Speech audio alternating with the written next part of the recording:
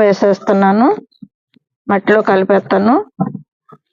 డ్రైగడ్రమ్ viride కొంచెం, అలాగే సాప్ fungus, ఎసమ్ salt powder వేస్తున్నానండి. మట్టిలో కలిపేసుకుంటే మొత్తం కలుస్తుంది కదా.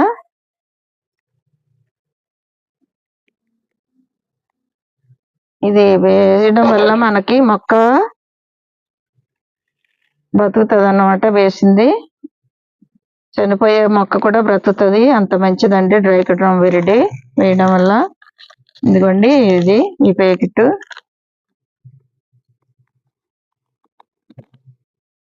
అలాగే కొంచెం ఎసమ్ సాల్ట్ అండి. మనకి మొక్క రీపటింగ్ చేసేటప్పుడు మనం ఆ కుండీల్లో మార్చేటప్పుడు కొంచెం సాకు గురవుతాయి మొక్కలు. అలాంటప్పుడు ఈ ఎసమ్ సాల్ట్ వేసుకోవాలి.